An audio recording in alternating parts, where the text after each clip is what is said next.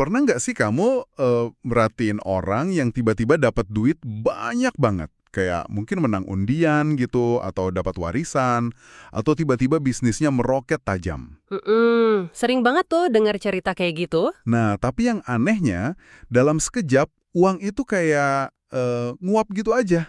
Terus mereka balik lagi ke titik nol, atau kadang malah lebih parah dari sebelumnya. Iya benar, kayak kena kutukan ya kesannya. Banget.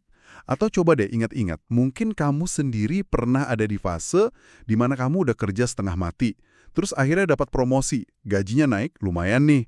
Tapi entah gimana pas akhir tahun, saldo tabunganmu selalu balik ke angka stagnan yang itu-itu lagi. Tetap aja segitu ya, nggak nambah-nambah amat. Persis. Nah, hari ini di sesi eksplorasi mendalam kita bakal bedah tuntas sebuah materi yang benar-benar luar biasa soal psikologi kekayaan. Kita mau cari tahu secara presisi kenapa anomali itu terus-terusan berulang. Dan sebenarnya nih ya, fenomena itu sama sekali bukan anomali kalau kita ngelihatnya dari kacamata psikologi perilaku. Oh ya, kenapa tuh? Karena banyak orang terjebak ilusi, mereka mikir kalau masalah finansial itu bisa beres cuma dengan nyuntikin lebih banyak uang ke dalam sistem. Padahal uang itu ya cuma sekedar indikator permukaan aja. Masuk akal, masuk akal. Oh iya, buat para pendengar sekedar info nih, untuk ngejaga objektivitas pembedahan materi kita kali ini, kita sepakat buat anonim ya. Jadi kita cuma bakal nyebut penulis materi aslinya sebagai sumber kita atau sang penulis aja. Betul. Dan fokus utama kita hari ini adalah membongkar cetak biru atau blueprint keuangan yang jalan secara diam-diam di bawah sadar kita. Dan yang paling penting, gimana cara kita merekayasa ulang program tersebut. Oke, mari kita bedah ini. Ngomongin soal program bawah sadar, sumber kita ini ngasih analogi yang menurutku nampar banget sih. Bener-bener ngejungkir balikin cara kita ngelihat masalah. Analogi yang mana tuh? Analogi salah ketik alias typo. Jadi bayangin gini, kamu lagi ngetik dokumen penting di komputer. Terus kamu pencet print, kertasnya keluar, dan pas kamu baca, ada typo fatal di paragraf pertama. Waduh, nyebelin banget pasti rasanya. Banget kan? Terus insting primitif kita mungkin ngambil penghapus pensil, terus kita gosok kertas itu kuat-kuat sampai salah ketiknya hilang. Terus kita pencet tombol print lagi di komputer. Haha, dan jelas aja kertas berikutnya yang keluar bakal punya typo yang sama persis dong. Nah, itu dia. Karena kita kan berusaha ngubah hasil fisik ya, si kertas itu, tanpa nyentuh perangkat lunak atau file Word yang nyiptain hasilnya. Iya, bener banget. Dan dalam kehidupan nyata, ngosok kertas ini tuh sama persis kayak orang yang ngambil kerjaan kedua atau kerja lembur sampai 80 jam seminggu, atau malah lompat dari satu tren investasi ke tren investasi lain. Cuma sibuk ngotak-ngatik hasilnya aja ya. Betul. Mereka fokusnya terlalu keras di kuadran fisik. Padahal materi ini negasin kalau kita tuh hidup di 4 kuadran eksistensi secara bersamaan loh. Ada mental, emosional, spiritual, dan fisik. 4 kuadran? Oke. Nah, bagian kritis yang sering banget dilewatin orang adalah kuadran fisik ini kayak uang kita, kesehatan kita, hasil kerja kita, itu tuh cuma hasil catakan dari interaksi 3 kuadran yang lain tadi. Wow. Sumber ini juga merumuskan rantai kausalitasnya dengan tajam banget. Kalau aku petain, urutannya tuh kira-kira gini. Pemrograman masa kecil kita memicu pikiran tertentu.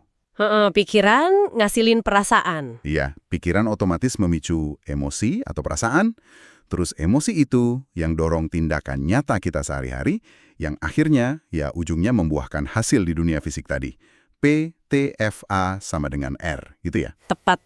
Jadi, ya nyoba ngubah isi rekening bank tanpa ngubah program awal di otak kita, itu usaha yang benar-benar sia-sia. Tapi yang bikin aku penasaran nih, dari mana sih sebenarnya kode-kode pemrograman ini asalnya?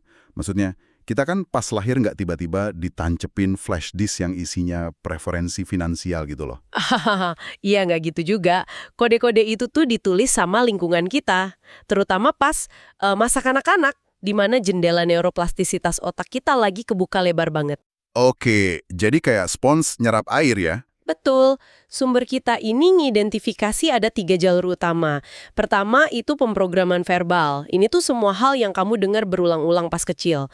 Kayak uang nggak tumbuh di pohon, atau orang kaya itu pelit. Oh iya, itu sering banget kedengeran tuh. Terus yang kedua itu pemodelan. Apa yang kamu lihat? Kayak ngamatin gimana sih orang tua kita ngelola uang, atau mungkin ngelihat mereka sering berantem gara-gara uang. Dan yang ketiga? Ketiga, itu insiden spesifik. Jadi ini tuh pengalaman emosional yang traumatis atau membekas tajam banget yang ada hubungannya sama uang. Ngomongin soal ini, kasus Stephen yang diceritain di catatan ini tuh, contoh ekstrim yang bener-bener ngebuka mata sih. Oh, yang penghasilannya gede banget tapi selalu bangkrut itu ya? Iya, Stephen ini punya penghasilan yang luar biasa gede, sekitar $800.000 per tahun. Gila, itu gede banget loh. Banget kan? Secara logis, dia harusnya udah jadi multijutawan dong. Tapi kekayaan bersihnya dia tuh anehnya selalu nol. Dia entah gimana selalu aja nemu cara buat ngambil keputusan investasi bodoh yang akhirnya ngehancurin portofolionya. Terus pas ditelusuri kenapa tuh? Pas ditelusuri ke jalur pemrograman verbalnya, ternyata ketahuan kalau ibunya dulu selalu ngulang-ngulang kalimat, orang kaya itu meras keringat orang miskin. Dan kalau kamu punya uang lebih dari sekedar cukup buat hidup, kamu tuh sama rakusnya kayak babi. Wah, pantesan. Konflik internalnya Stephen ini tuh representasi yang sempurna banget dari pertarungan antara korteks prefrontal yang logis ngelawan sistem limbik yang emosional. Maksudnya gimana tuh pertarungannya? Jadi gini, secara sadar, Stephen jelas pengen sejahtera. Dia kerja keras banget kan buat itu, tapi di tingkat bawah sadarnya, ada asosiasi neurologis yang udah mengakar kuat banget. Menjadi kaya sama dengan menjadi babi yang rakus. Dan kalau dia jadi babi yang rakus, ibunya bakal benci dia. Nah, itu intinya. Sebagai makhluk sosial, insting bertahan hidup kita yang paling dalam itu adalah mempertahankan ikatan sama figur yang ngasuh kita. Dalam hal ini ibunya. Oh, jadi rasionalitas kalah sama emosi ya? Selalu, kalau ada konflik langsung antara tujuan logis dan ikatan emosional yang berakar dari rasa aman, emosi itu nggak pernah kalah. Stephen tanpa sadar ngelakuin sabotase finansial secara sistematis justru demi ngelindungin dirinya biar tetap disayang ibunya. Gila sih ini. Tapi kalau kita bawa logika itu ke arah yang lebih ekstrim ya, ini agak nakutin sebenarnya. Nakutin gimana? Gimana mungkin kita bisa nyadarinnya? Apalagi ngubahnya sekarang. Kita tuh ibarat nyoba ngelihat bulu mata kita sendiri tanpa cermin. Susah banget kan? Aku setuju.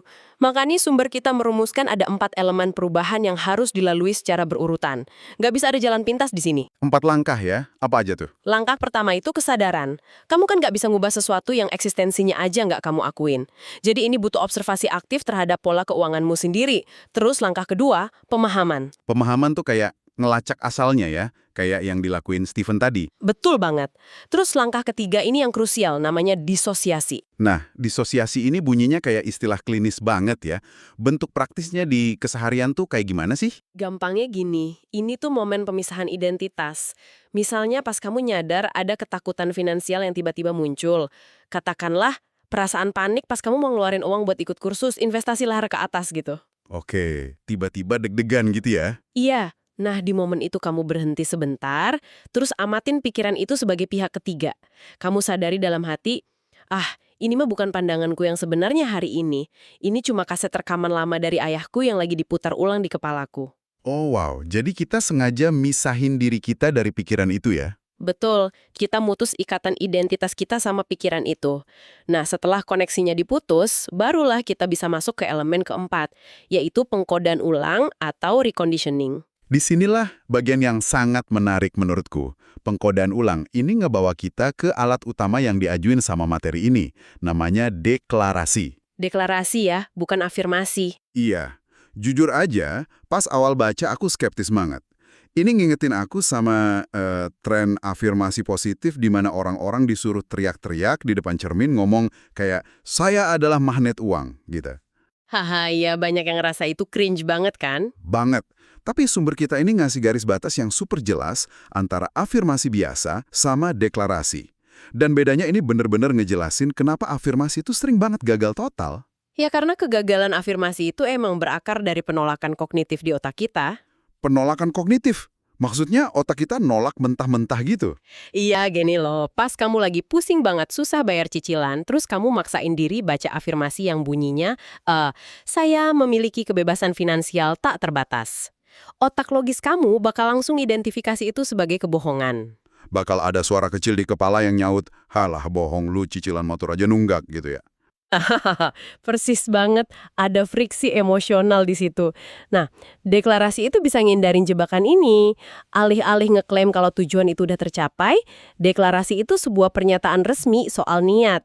Niat yang kokoh buat ngambil tindakan atau status tertentu di masa depan. Oh, jadi bahasanya beda ya. Kita bilangnya, saya memiliki niat untuk menciptakan kekayaan. Betul, dan otak kita tuh nggak bisa nolak niat, nggak ada unsur kebohongan di kalimat itu, jadi nggak memicu respon defensif dari ego kita. Masuk akal banget sih. Ini bikin prosesnya jauh lebih gampang diterima sama pikiran rasional kita. Tapi tunggu dulu, ada lapisan lain dari deklarasi ini yang sangat spesifik dan mungkin terasa agak konyol buat sebagian orang. Soal gerakan fisiknya itu ya, Iya. Sumber kita tuh mensyaratkan tindakan fisik pas kita ngelakuin deklarasi. Gak cuma diucapin. Kan prinsipnya, segala sesuatu di alam semesta ini memancarkan frekuensi dan getaran. betul, semuanya energi. Jadi pas kita deklarasi, kita disuruh letakin tangan kita di dada tepat di area jantung gitu. Biar getaran suaranya kerasa di seluruh sel tubuh. Terus kita ngomong dengan lantang, kayak, dunia batinku menciptakan dunia luarku. Terus habis itu kita nyentuh kepala kita. Yang memukau di sini adalah penulisnya sendiri ngaku kalau awalnya dia ngerasa instruksi ini tuh bener-bener konyol. Ya kan? Kayak ritual aneh. Tapi ternyata ada dasar neurobiologis di baliknya. Dengan ngelibatin sentuhan fisik dan vokal sekaligus, kita tuh lagi nyiptain umpan balik somatik. Umpan balik somatik.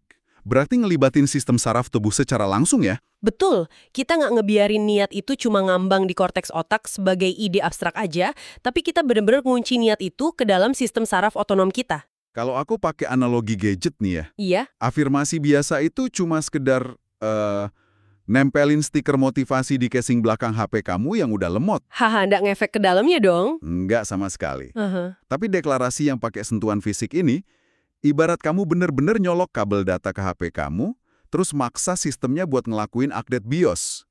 Kamu ngasih intervensi fisik di perangkat kerasnya, biar sistem operasinya bener-bener keinstal. Analogi yang pas banget tuh. Nah, buat kamu yang dengerin ini, coba deh bener-bener bayangin ngelakuin ini nanti malam di depan cermin. Penulisnya nulis kesimpulan yang pragmatis banget sih soal ini. Dia bilang, dia lebih milih kelihatan konyol tapi kaya, daripada mati-matian nahan gengsi sok keren, tapi aslinya bokeh dan cemas terus tiap akhir bulan. Haha, pilihan yang gampang banget ya sebenarnya. Pragmatisme yang lahir dari kesadaran penuh tuh emang gitu. Nah, pas perangkat keras mental kita udah siap nerima update, kepingin puzzle selanjutnya adalah mastiin software apa nih yang sebenarnya mau kita install. Ah ya? Jangan sampai programnya diganti, tapi malah diganti sama virus baru ya? Betul, banyak banget orang berhasil ngapus program miskin mereka, tapi sayangnya mereka malah ganti pakai motivasi kekayaan yang bener-bener beracun. Aku sering banget sih ngeliat ini di lapangan. Ada orang yang dorongannya tuh luar biasa gila buat sukses secara finansial, tapi bahan bakarnya salah. Sumber kita bilang akar motivasi beracun ini biasanya tuh ketakutan, kemarahan, atau kebutuhan yang gak ada habisnya buat ngebuktiin eksistensi diri.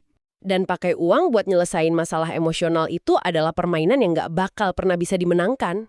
Contohnya gimana tuh? Coba kita ambil motivasi yang digerakkan sama rasa takut. Ada orang yang kerjanya obsesif banget karena dia takut balik miskin. Terus pas dia akhirnya berhasil ngumpulin duit, katakanlah 10 juta dolar, apakah rasa takutnya hilang? Nggak mungkin hilang, pasti cuma ganti bentuk aja kan? Tepat, otaknya cuma ngedaur ulang rasa takut itu jadi bentuk yang baru. Kalau dulu takut nggak bisa makan, sekarang dia malah lumpuh karena takut pasar saham anjlok, atau hartanya dirampok, atau status sosialnya turun. Atau contoh lain nih, orang yang ngebangun bisnis gede-gedean cuma gara-gara pengen ngebuktiin ke mantan pasangannya. Atau ke orang tuanya yang dulu selalu ngeremehin dia, biar kelihatan berharga. Wah, itu juga capek banget sih. Banget. Masalahnya, uang itu kan nggak punya fungsi kompensasi buat nambal perasaan nggak cukup baik di dalam hati kita. Sebanyak apapun angka di rekening bank, lubang emosional itu nggak bakal pernah bisa keisi penuh pakai uang. Bener, selama uangnya masih keikat sama akar emosional yang merusak, pencapaian finansial nggak akan pernah bawa kedamaian. Makanya sumber ini ngasih alternatif yang jauh lebih konstruktif. Kita harus, secara sadar, mutus korelasi antara uang dan pembuktian diri. Terus diganti sama apa? Disambunginnya ke tujuan hidup, kontribusi, dan ekspresi kegembiraan.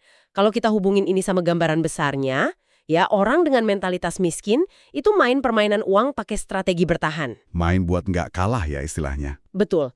Tujuan mereka cuma sekedar gimana caranya biar bisa bayar tagihan bulan depan.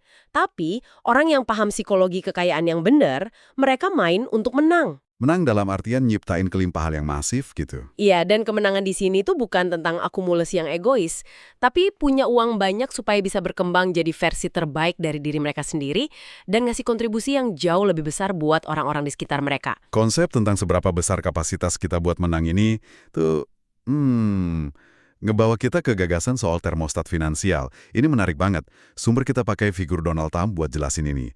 Dan mengabaikan semua konteks politiknya ya. Ini murni sebagai studi kasus angka aja. Iya, murni soal mindset keuangannya. Nah, bayangin kalau kekayaan Trump tiba-tiba hancur dan dia cuma punya sisa $1 juta. Dia pasti bakal ngerasa miskin dan krisis identitas banget. Kenapa? Karena termostat internal di otaknya udah disetting di angka miliaran.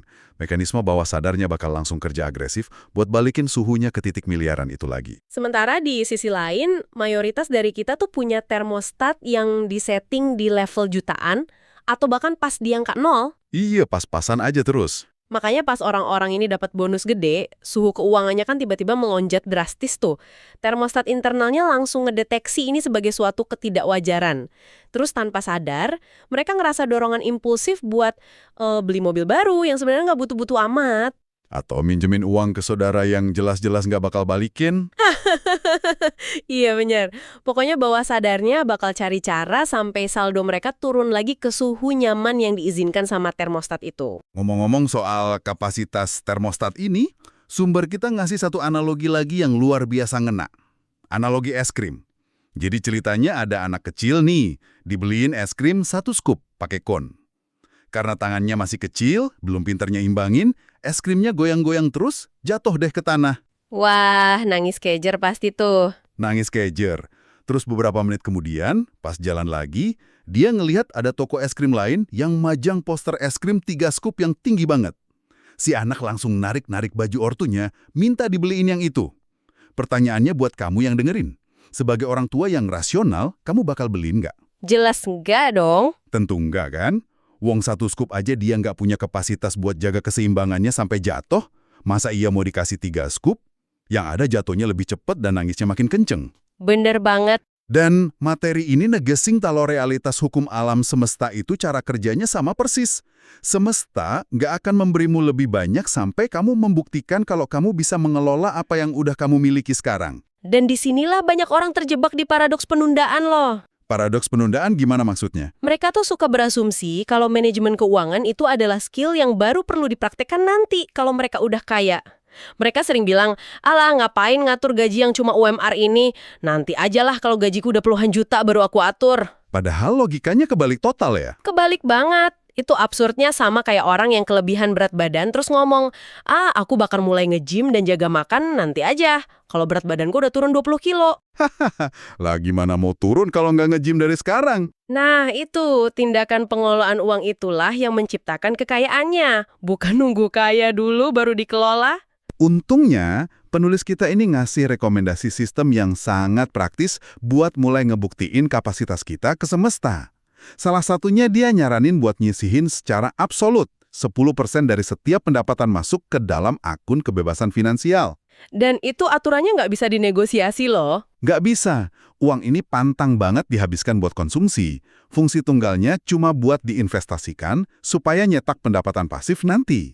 Ini tuh ibarat angsa bertelur emas yang haram hukumnya buat dipotong. Tapi, nah ini ada tapinya nih, bagian yang menurutku paling revolusioner secara psikologis justru ada di instruksi yang kedua. Oh, soal akun bermain itu ya? Iya, kita juga dituntut secara wajib buat nyisihin 10% lagi ke dalam akun bermain. Dan yang bikin kaget, uang di akun ini wajib, fardu ain, untuk dihabiskan setiap bulannya. Nggak boleh disisihin. Konsep akun bermain ini emang sering bikin bingung sih, apalagi buat orang-orang yang udah terbiasa hidup hemat ekstrim. Mereka mikir, loh kok malah disuruh boros? Tapi jawabannya tuh ada di psikologi deprivasi. Maksudnya, psikologi deprivasi itu efek dari terlalu nahan diri gitu ya? Betul, coba bayangin orang yang lagi diet ketat banget, motong semua kalori dan makanan enak. Apa yang terjadi dalam 3 minggu? Biasanya sih otaknya berontak. Terus akhir bulan dia makan martabak 2 loyang sendirian. Nah, itu namanya binge eating. Otak pemberontaknya ngambil alih. Manajemen keuangan yang terlalu ketat tanpa ada akun bermain bakal memicu sabotase emosional yang sama persis. Oh, masuk akal banget.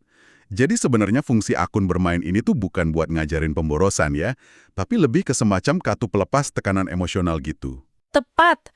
Ini soal memvalidasi kebutuhan emosional kita buat merasa dihargai setelah kerja keras.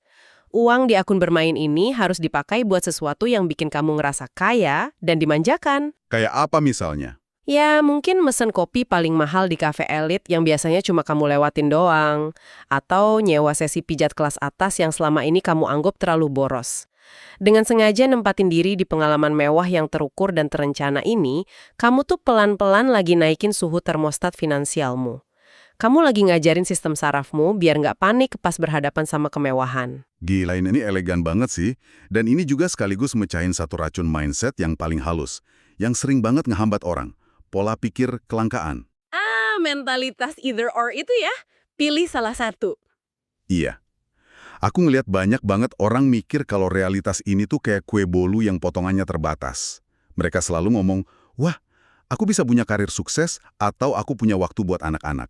Atau yang paling parah, aku bisa kaya raya atau aku bisa jadi orang yang spiritual dan baik hati. Seakan-akan nggak bisa dua-duanya.